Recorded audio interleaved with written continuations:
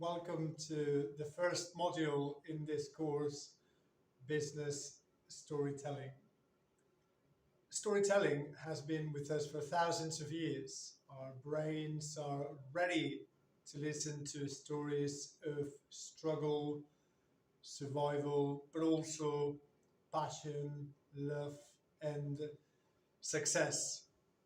And as we have evolved as a species, so has storytelling with us. And today we find the storytelling in many contexts, in many situations, one of them being work.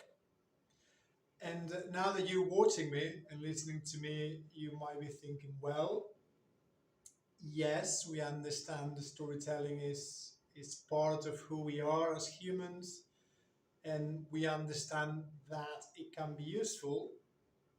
And how do I tell a story? And where do I find them, and which stories do I tell?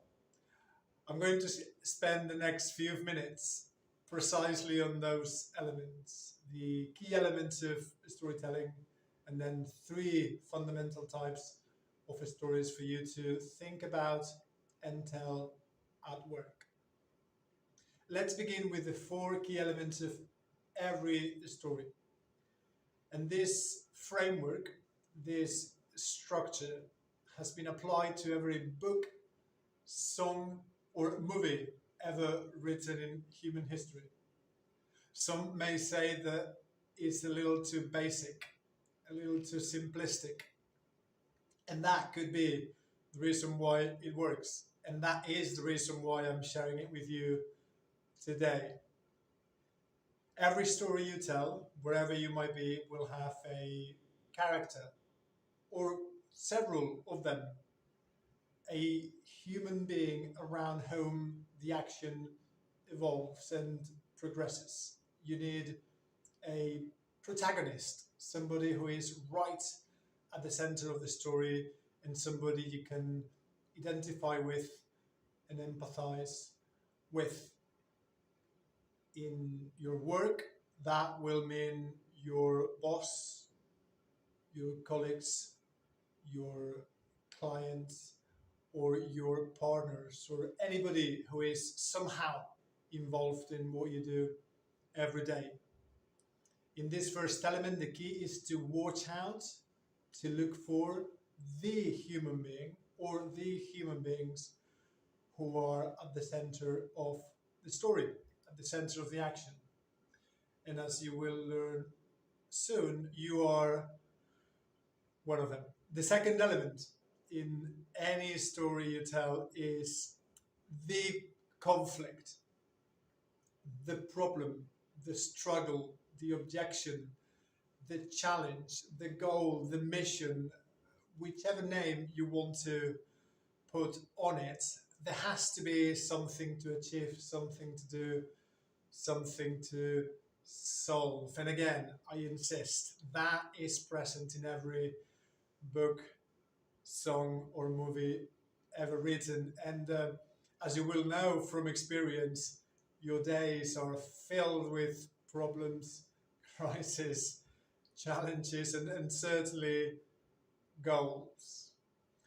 The third element in any story is the dialogue, the conversations, the words, the advice the protagonists, the characters give each other, the thoughts they share, the observations they make. And in your daily work life, there is plenty of examples for this in phone calls, emails, meetings, and presentations. So pay attention to the things colleagues and clients say, because those things, those comments, those messages will form the basis of the stories you tell.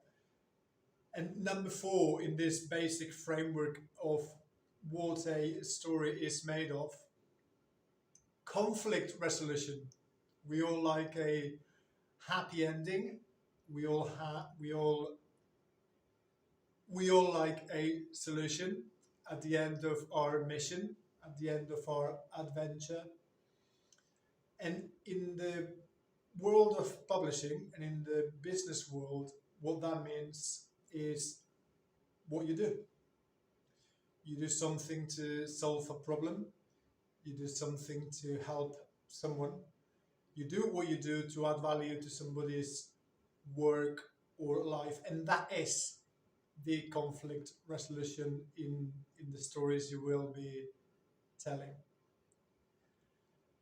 Just to summarize, 4 elements in every story: the character or characters, conflict, problem, challenge, struggle, issue, mission, goal, the dialogue and the conversations between the characters, and finally the conflict resolution. There are many more, and you will learn those. You will learn about those in the future. For now, as you begin your storytelling journey, I think this is enough. And I'm now going to move on to the 3 key types of stories you need to have clear in your mind, and the 3 types of stories you need to be telling your audience in a work context, in a business context. The first one is your story. And I know not many of us like talking about ourselves or sharing our story with other people, let alone strangers. And if you want to succeed at work, if you want to keep people's attention, if you want to raise interest in what you do, you will have to speak about yourself and your story, about who you are and why you are here. And the good side of this is that you choose to decide what you say. You can place limits on how much you disclose, but ultimately people will do business with people. More importantly, people will do business with real humans and the stories, the experiences they have had. So think about your journey, almost from primary school to where you are today, the people you've met, the struggles you've had, and the things you have achieved. And that will form the foundation of your storytelling toolkit, your story.